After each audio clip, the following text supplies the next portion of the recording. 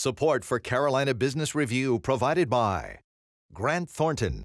Operating in more than 100 countries, our tax, audit, and advisory professionals specialize in helping companies unlock their growth potential. Blue Cross and Blue Shield of South Carolina, where healthcare is changing for the better. Find out how at ahealthysc.tv. And by Sunoco, a global manufacturer of consumer and industrial packaging products and provider of packaging services, with more than 300 operations in 35 countries.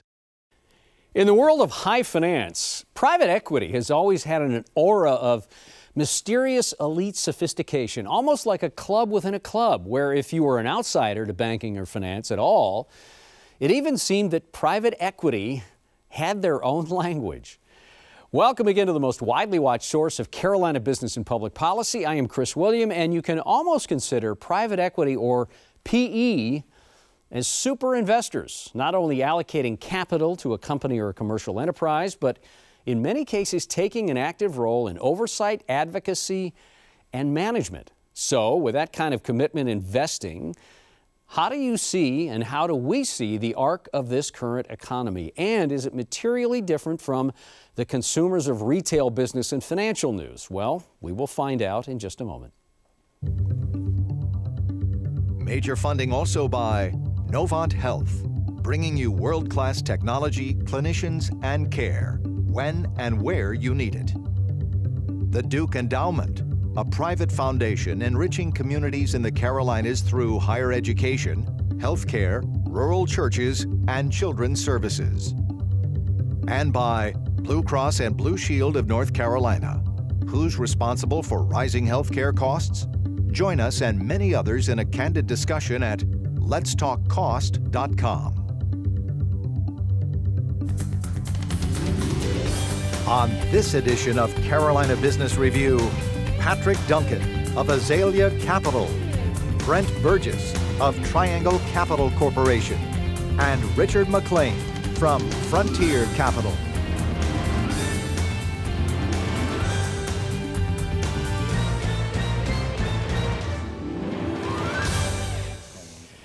Hello, welcome to our program. Private equity, not to make you guys feel uncomfortable. Private equity in finance has always been kind of like the oracles, the financial oracles. You all see things a little differently. At least that's my point of view. Richard, do you know, from some of your colleagues in just straight commercial banking or investment banking or capital management, do you feel like the private equity space gives you a different point of view on things?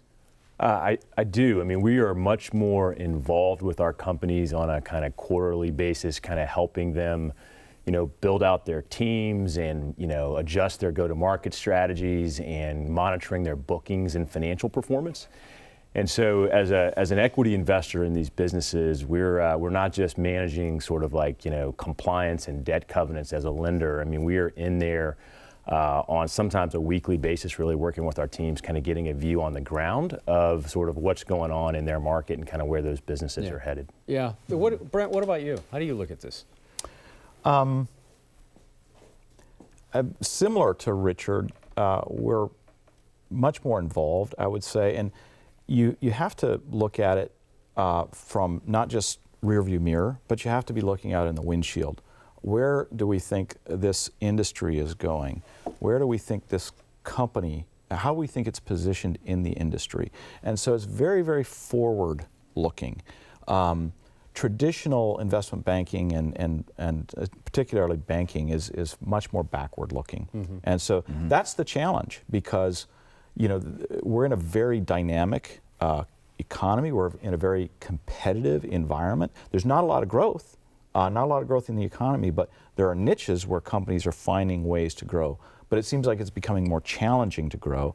And so as each of us assesses what businesses we want to invest in, we see a lot of opportunities.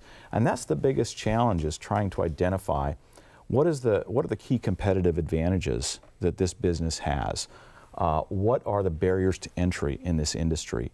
And does this company have the management team, the products, the strategy to thrive in a very competitive environment? So Pat, when it's so granular and you are in the mix, as you both so articulately said, you know, when you're down there and you've got a lot of capital invested in this company, a lot of fortune, if you will, riding on this company, and you compare and contrast that to the retail business news that's out there. I'm not taking a swipe at CNBC or Fox Business or CNN or any of those, but when you hear that and then you see what you see, do you say how would you finish this sentence?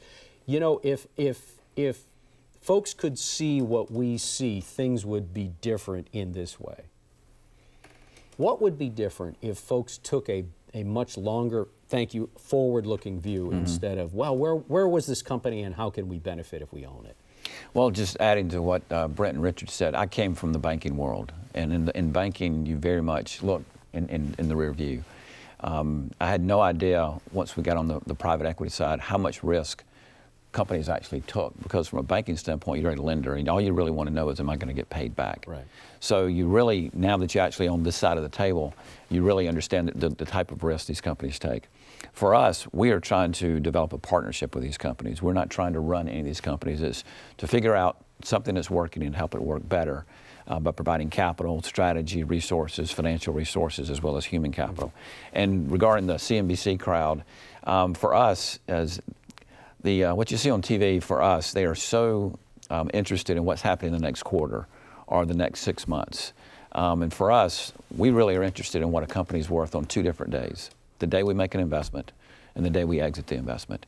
And so we may make some decisions that you know, a large publicly traded company might not make, because they're looking how to manage their earnings for the next quarter, and we don't focus on the next quarter. We're trying to develop a strategy and a business plan that's 5 to 7 years out, and to grow toward that, and working in partnership with the management team. So we very much are not focused on the short term. We're trying to take a long-term view, and so sometimes you have to take a step or 2 backwards to build a team, to invest, and your numbers as a result may suffer because of that. So where are you deploying capital?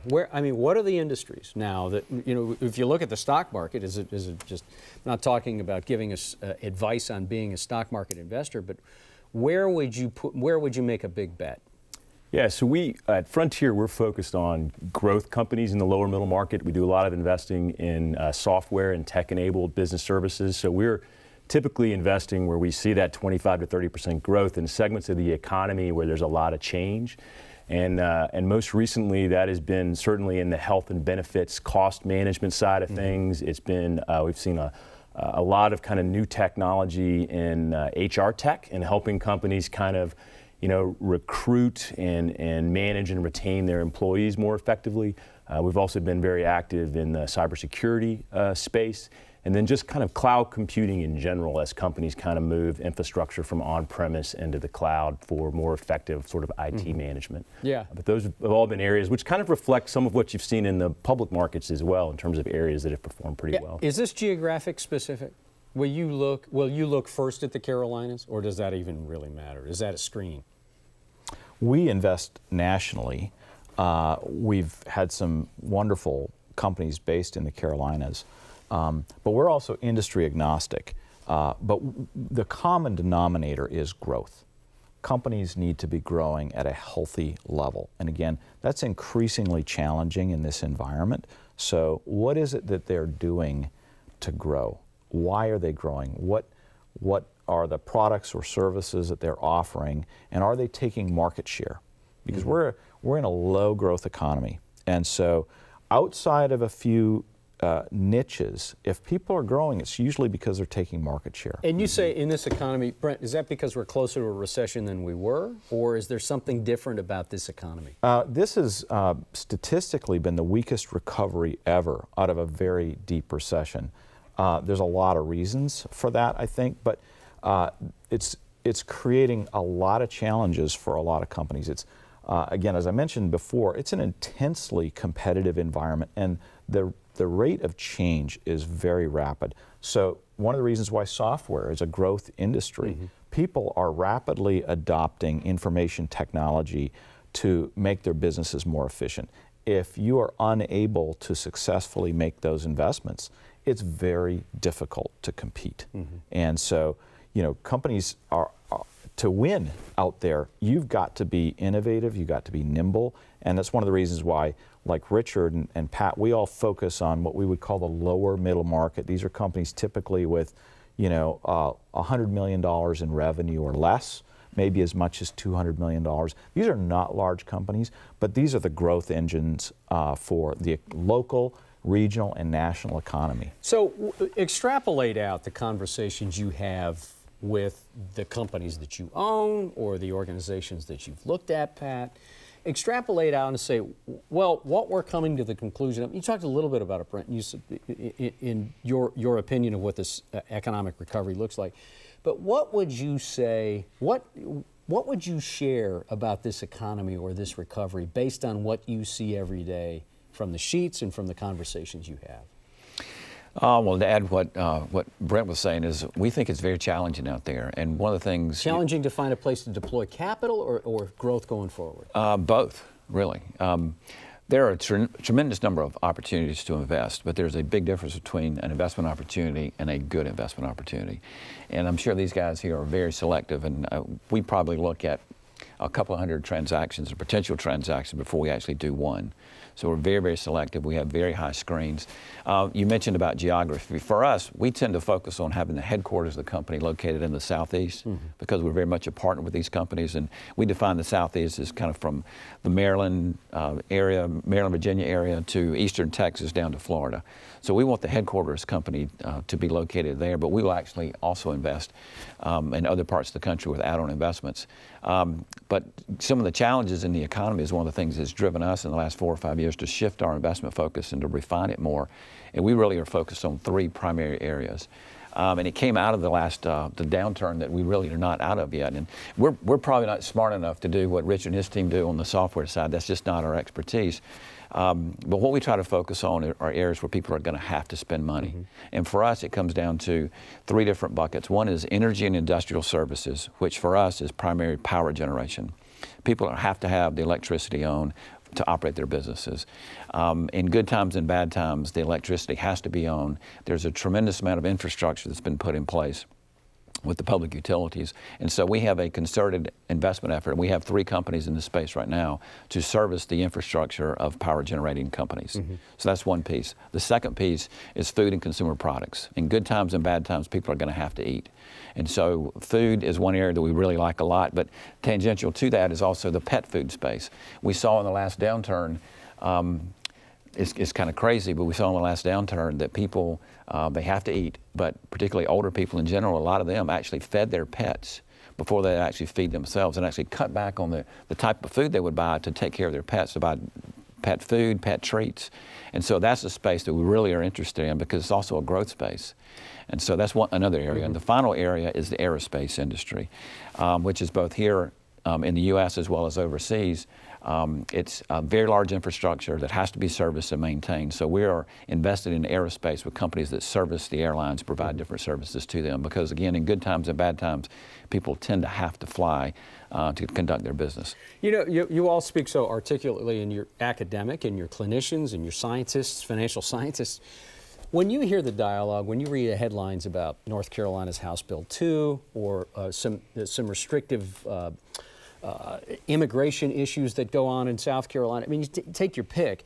Does that bother you at all? Is that even a concern when it comes to how you vet your companies, or is this social noise, and this is not really going to matter to what we're doing long term?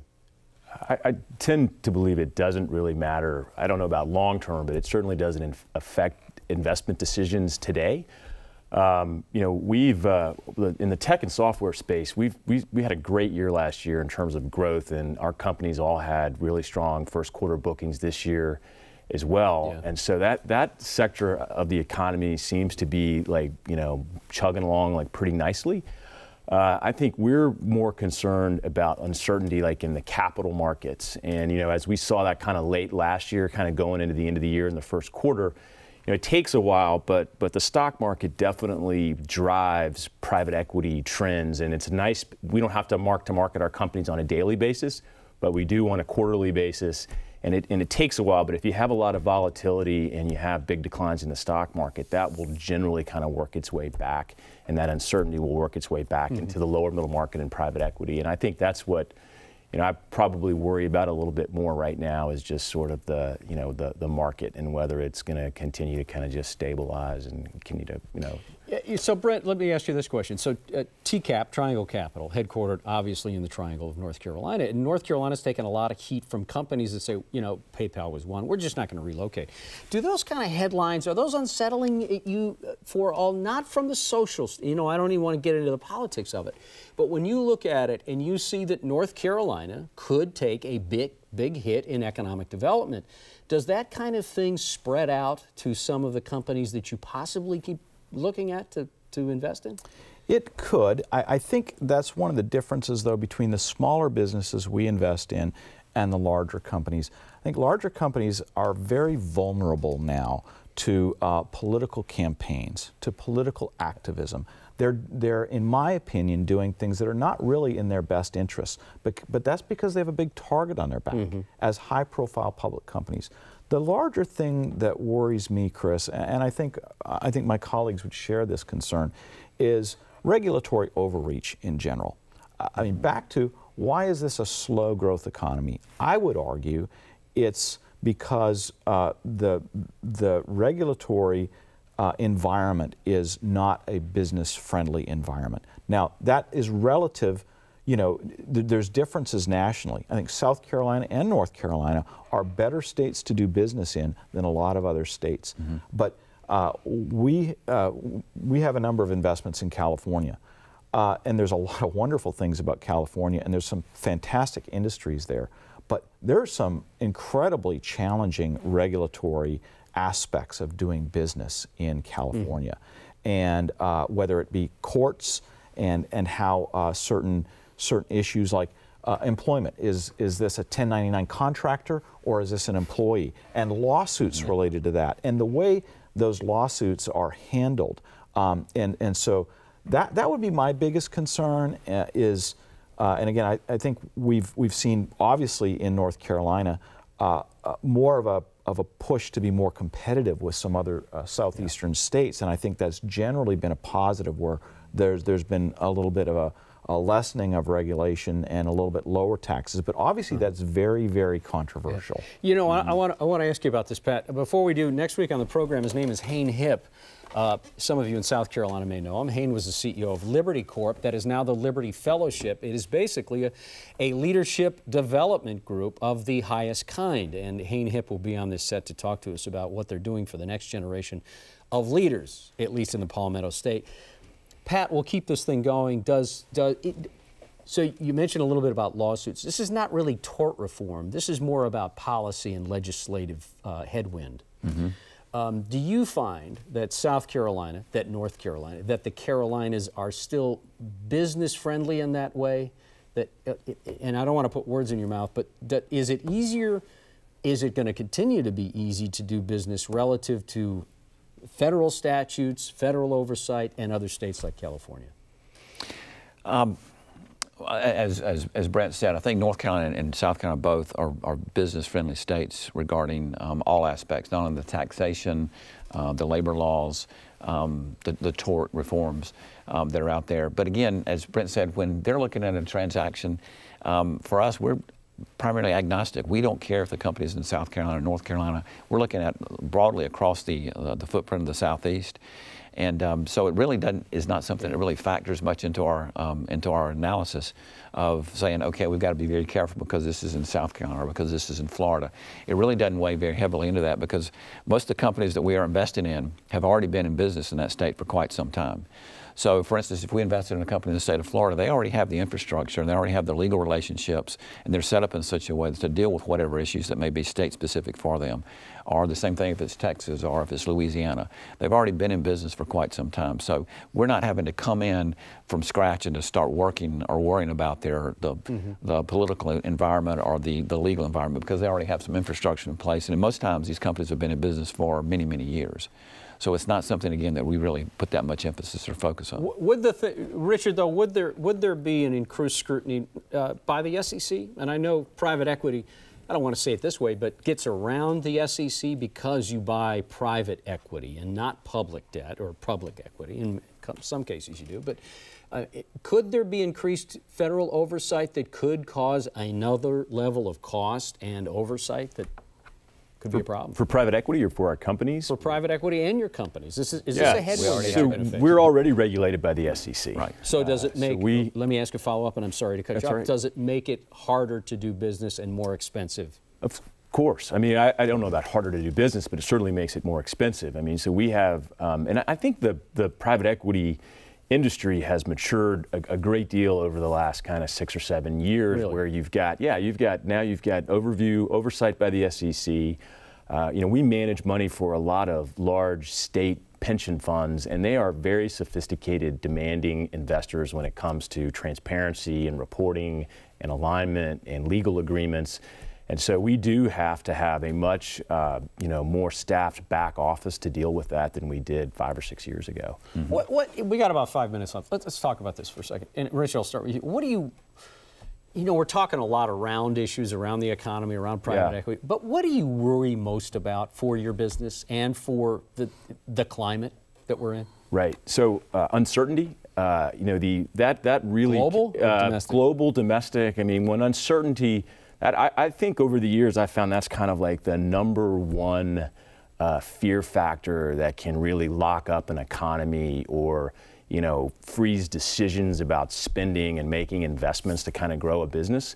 And that could be uncertainty around security, it can be uncertainty around tax law, it can be uncertainty around political sort of issues, but I worry about uncertainty a lot more than I do about an overhang of capital or too much money chasing too few opportunities. I mean, it is a competitive world out there, but you find ways to compete, and it's today our business is not just about bringing capital to the table. You have to have a repeatable way to add value to these companies that we invest in, and it's made us really kind of raise our game to kind of develop that playbook.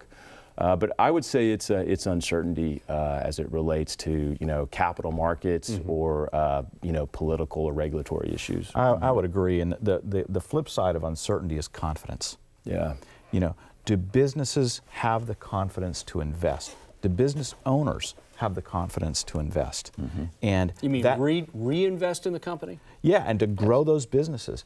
Back to Pat was making the point about the amount of risk that companies have to take.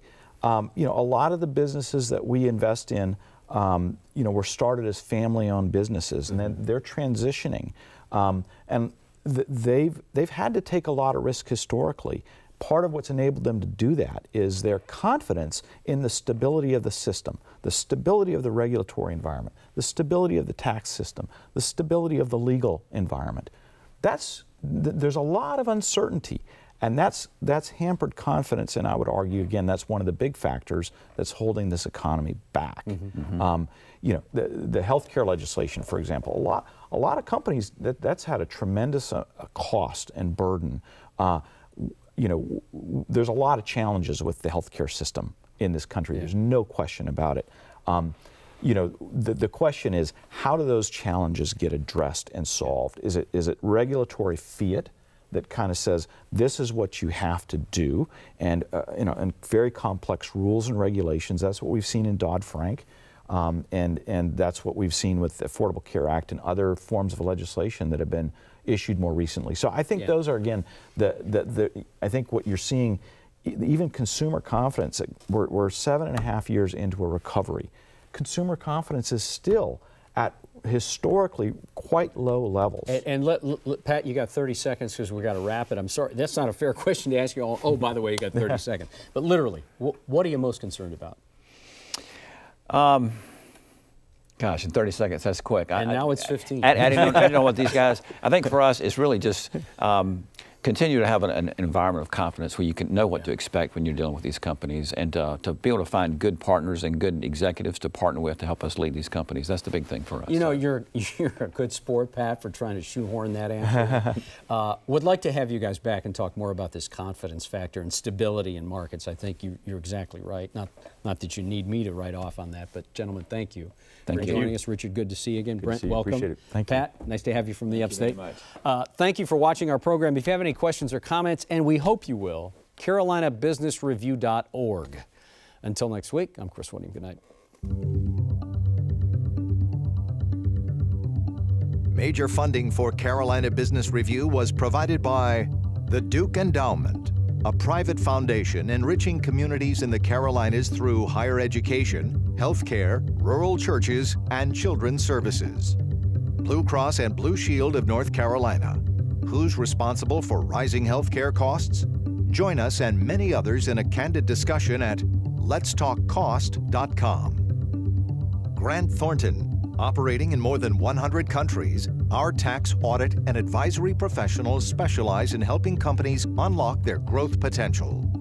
Novant Health, bringing you world-class technology, clinicians, and care when and where you need it.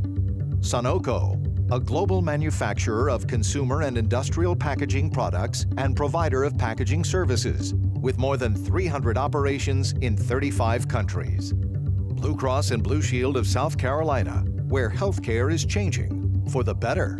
Find out how at ahealthysc.tv. And by viewers like you. Thank you. Promotional consideration provided by Business North Carolina Magazine. For more information, visit carolinabusinessreview.org.